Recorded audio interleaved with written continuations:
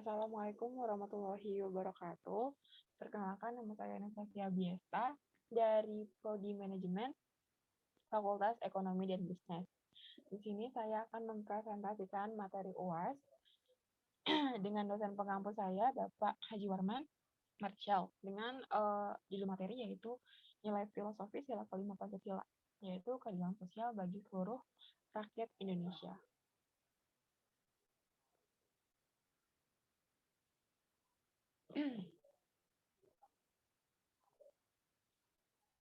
Pengertian keadilan yaitu sebuah keadaan di mana seseorang atau semua orang mendapatkan hal apa saja yang menjadi haknya, atau bisa juga keadaan seseorang mendapatkan bagian yang sama seperti yang diterima orang lain. Jadi semuanya dapat, atau satu orang itu mendapatkan bagian yang sama seperti yang lain. Nah, ada keadilan individual, keadaan keadilan ditentukan oleh kehendak bagi seseorang memberi sesuatu pada orang lain menurut hak atau prestasi mereka. Terus juga ada keadilan sosial masyarakat, berarti meletakkan keadilan dalam struktur dan sistem masyarakat. Tindakan adil seseorang tidak hanya tergantung dari kemauannya saja, tidak seperti pada keadilan individual, tetapi ditentukan juga oleh unsur-unsur dalam keseluruhan struktur itu beserta dinamikanya terstruktur. Pengawasan media dan standar sosial yang berlaku, walaupun seseorang mau melaksanakan keadilan, kondisi sosial bisa mencegahnya atau membuatnya tak bisa adil.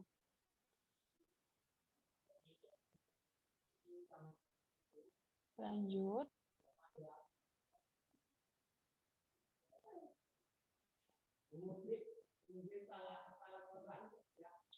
Jadi keadilan sosial ini mempunyai nilai filosofis, yaitu budaya yang pertama, budaya feodalisme, berpola patron klien atau hamba tuan kaula gusti. Keadilan yang berlaku adalah keadilan individual, kesadaran budaya yang penting setiap orang tahu kedudukannya dan kewajibannya dan apa yang harus dikerjakannya serta mengerti haknya. Masalah keadilan sosial luput dari perhatian masyarakat. Keadilan terjadi bila setiap orang dari golongan manapun berkehendak baik, berlaku adil terhadap sesamanya. Di Indonesia, masa kerajaan penjajahan, keadilan sosial tidak disinggung-singgung. Persoalan keadilan adalah bagaimana raja memelihara rakyatnya dan bagaimana rakyat berterima kasih kepadanya.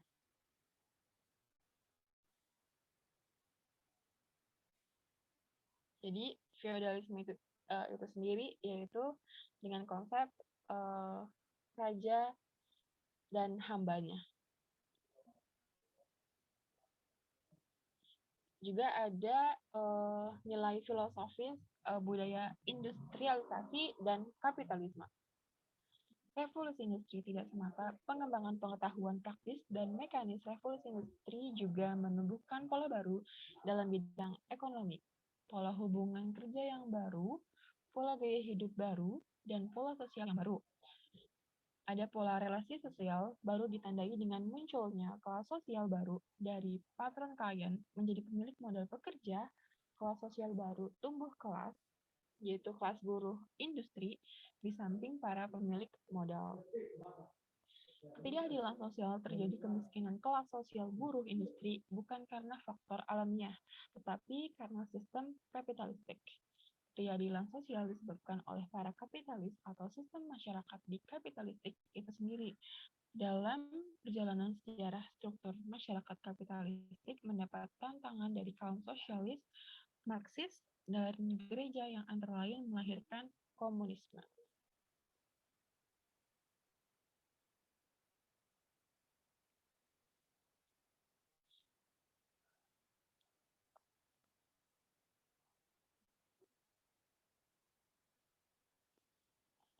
Ada juga dari sudut pandang negara industri. Di tingkat global, kesadaran akan keadilan sosial dalam proses dan struktur bangsa-bangsa menjadi masalah pelik karena ketimpangan dan kesenjangan antar negara.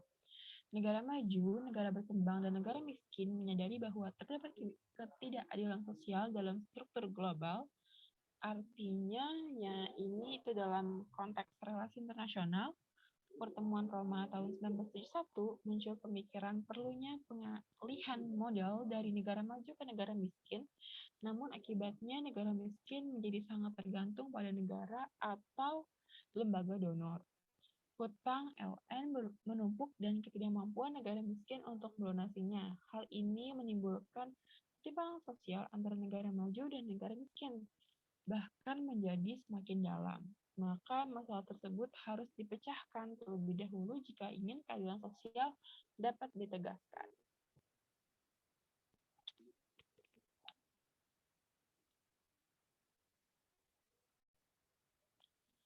Lanjut ke slide selanjutnya, yaitu dari sudut pandang negara industri, problematika negara berkembang. Nah, perubahan status dari negara jajahan menjadi negara merdeka tidak selalu diikuti perubahan dalam struktur sosial dan ekonomi. Negara baru ini serta-merta meneruskan pola perekonomian penjajah pada negara yang merdeka ini. Perubahan semakin sulit karena para penguasa modal atau perekonomian baru ini ternyata ikut ambil bagian dalam usaha menegakkan stabilitas politik di negara-negara berkembang. Negara berkembang harus berkompromi dengan kepentingan negara donor yang menyediakan dana untuk menggulirkan perekonomian. Dalam posisi ini, para elit politik dan ekonomi sering memperoleh keuntungan demi terjaganya situasi yang menguntungkan bagi para investor agar mereka tidak lari atau tidak rugi. Lanjut kita ke slide selanjutnya.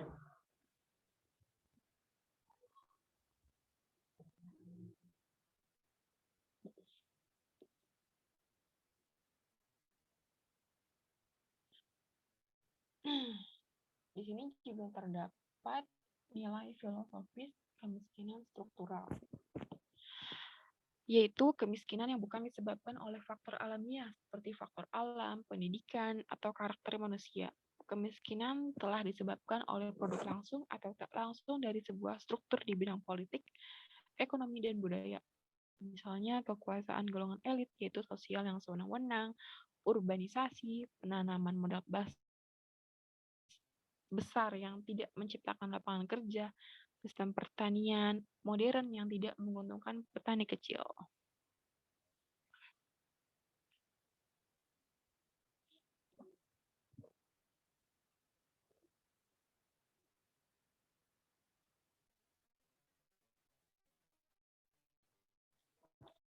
Di sila kelima juga ada nilai filosofis tentang masalah budaya. Nah, dari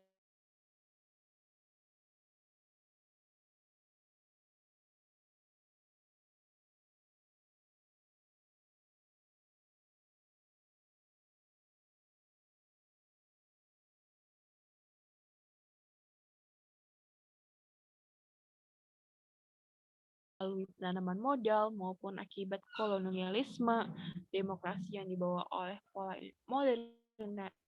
modernisasi gaya kapitalis tidak merubah mentalitas rata-rata masyarakat karena kuatnya pola patron klien yang tidak demokratis pada budaya feodal. Next.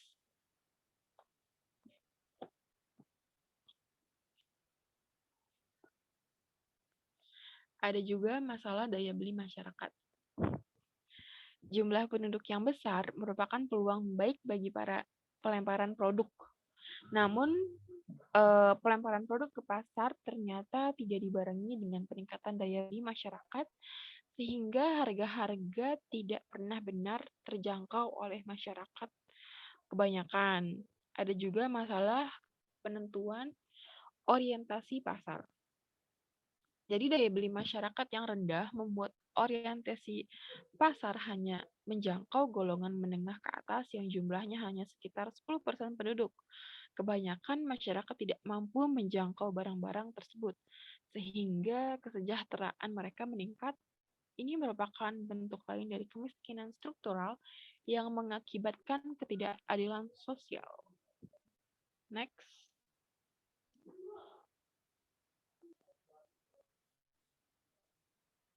Nah, ada tentang masalah pertanian.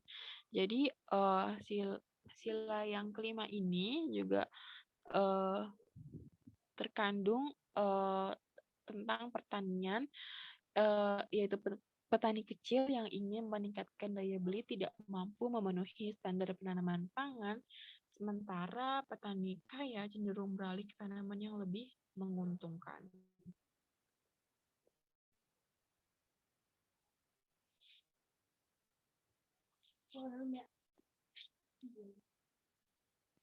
Menanamkan nilai solidaritas dan subsidiaritas.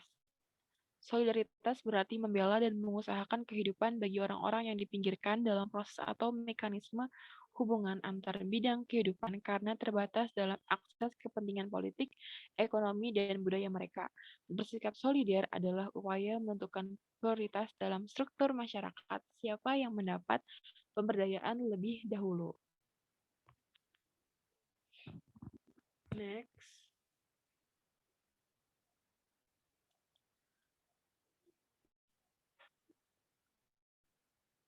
Jadi nilai subsidiaritas itu berkaitan dengan prinsip ekonomi. Nilai ini mendorong orang untuk tidak mengambil alih urusan yang bisa dikerjakan oleh level di bawahnya. Dalam struktur masyarakat, prinsip ini berarti golongan masyarakat yang mampu berakses ekonomi, politik, dan budaya tidak mengambil alih kehidupan golongan di bawahnya. Kemandirian publik menjadi hal penting dalam nilai ini akan mempengaruhi struktur masyarakat agar dalam bidang kehidupan ekonomi, politik, dan budaya tidak mementingkan kebutuhan pihak yang berakses kuat. Seperti itu.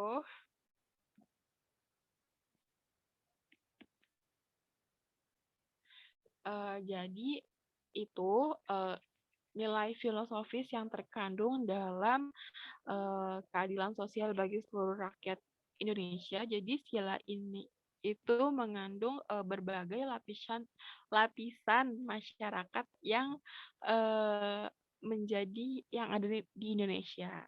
Jadi menyangkut masyarakat feodal, kapitalis, dan juga sampai petani kecil yang tidak bisa memenuhi kebutuhan pangan itu sendiri. Mungkin itu saja yang bisa saya sampaikan. Kurang lebihnya mohon maaf. Wassalamualaikum warahmatullahi wabarakatuh.